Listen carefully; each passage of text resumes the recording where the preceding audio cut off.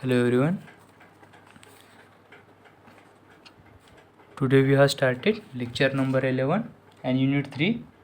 The article first is curvature. So what is meant by curvature? Curvature म्हणजे काय? If r is equals to r of s is the position vector of any point P. Suppose I take a surface, okay, and draw a position vector r is equals to r of s at point P, then the curvature vector must draw two position vector. Suppose this is r1 and this is r2, and draw a normal tangent vector capital N bar or principal normal vector.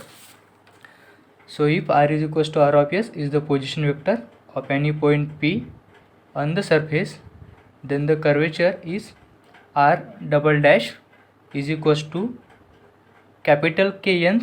It can be read as kappa of n. So capital K means kappa of n, n means normal vector. So here capital K means kappa is the curvature, and n is the principal normal at that point P on the curve.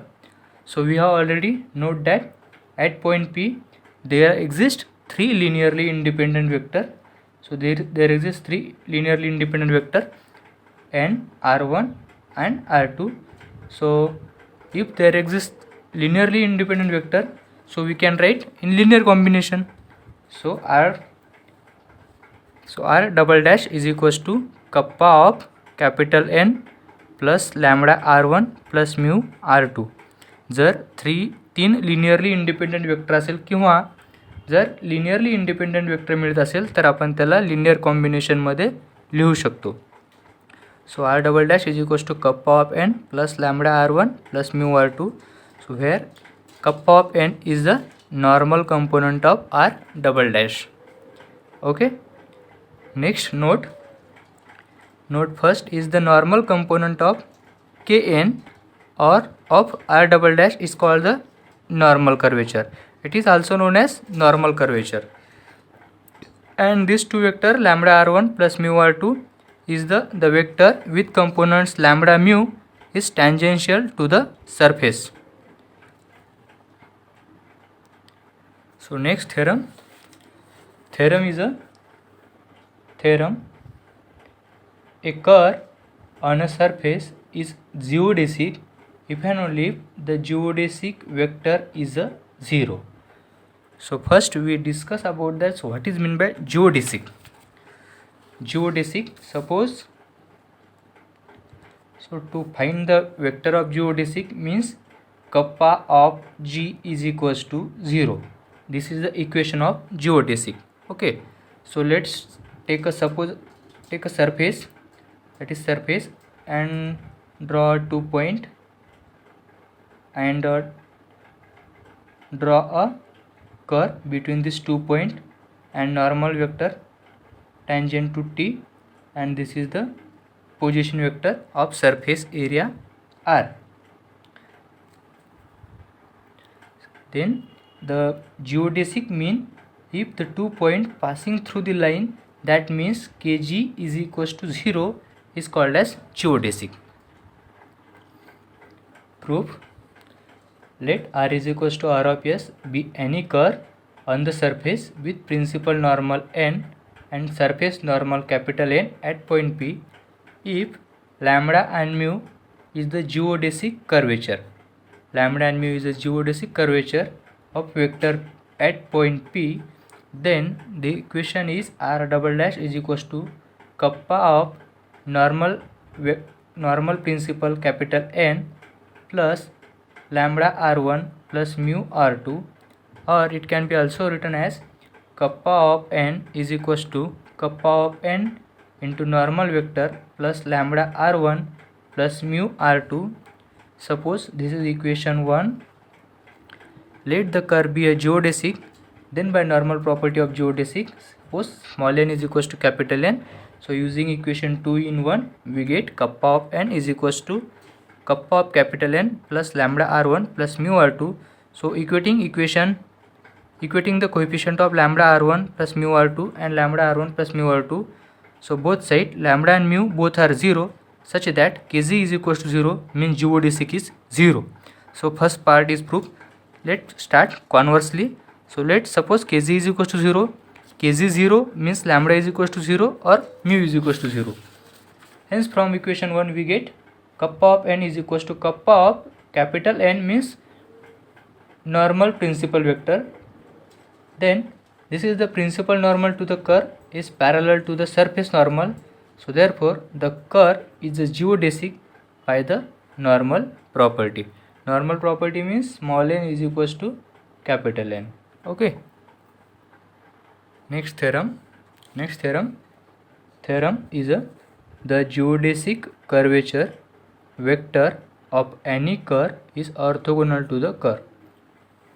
Firstly we see that, so orthogonal means if two vectors perpendicular to each other, then it must be 0. So it is orthogonality property. Okay. So proof is if lambda and mu is the curvature vector of the curve r is equals to r of s at point P, then we know the equation kappa of n is equals to kappa of capital N plus lambda r1 plus mu r2. So this is equation 1.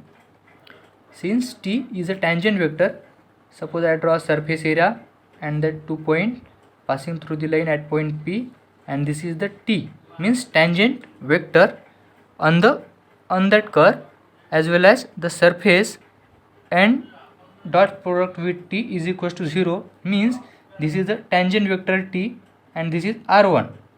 So both r and t dot product of t and r1 is 0 means r and t both are perpendicular to each other. It must 0 and capital N dot product with t is equals to 0 means what? Capital N and t both are perpendicular to each other or orthogonal to each other. So it must be 0 equation 2. So taking dot product with t on both side of equation 1 we get दोन्ही साईडला आपण t ने dot product घेतला तर n into t means what? 0 and small n into t is equals to 0. Then remaining is lambda r1 plus mu r2 over t is equals to 0, which prove that lambda and mu both are orthogonal to each other. So lambda and mu is orthogonal to the curve, hence the proof. Next theorem is in the notation of the Christoffel symbols. So Christoffel symbols means this is a Christoffel symbols. Suppose A and B, C. This is a Christoffel symbols. The component of the geodesic curvature vectors are lambda is equals to mu double dash plus Christoffel symbol over 1 to 1 1 u dash square plus 2 times Christoffel symbol of 1 over 1 to u dash v dash plus Christoffel symbol 1 over 2 to v dash square. Similarly mu is equals to v double dash plus Christoffel symbol of 2 over the 1 1 v dash square plus 2 of Christoffel symbol 2 over 1 to u dot u dash v dash plus Christoffel symbol of 2 over 2 to v dash square, not a 2 2, it's square. So it's simple proof or calculation part. So taking r is equals to r of s is the surface position vector of that surface, and this equation r dash is equals to r1 u dash plus r2 v dash, and hence suppose a plus b square means r double dash is equals to r1 u double dash plus r2 v double dash plus r11 u dash square plus 2 r1 2 u dash v dash plus r22 v dash square. This is equation 1, and taking dot product with that equation 1 over r1 on both sides we get, so r double dash over r1. Similarly on this side r1 over r1 means r1 square u double dash plus r1 r2 v double dash Similarly, r11 over r1 u dash square plus 2 times r12 into dot product with r1 u dash v dash plus r22 dot product with r1 v dash square. This is equation 2. And by the fundamental coefficient, so by using the fundamental coefficient, so r double dash dot product with r1 means capital U or E lambda or is equals to E lambda plus F mu. So we obtain from this equation by using fundamental coefficient, so E lambda plus F mu.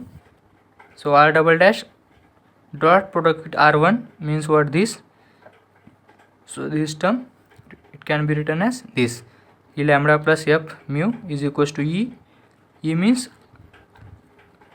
by fundamental coefficient means r1 dot product with r1 is equals to E, and r1 dot product with r2 is equals to F, and r2 dot product with r2 is equals to G. Okay, these are the fundamental coefficient.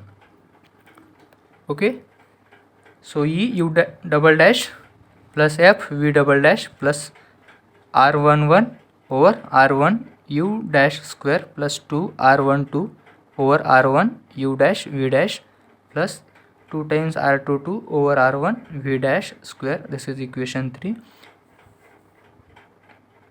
In similar manner, taking scalar product with equation 1 over r2 on both sides, similarly we can calculate.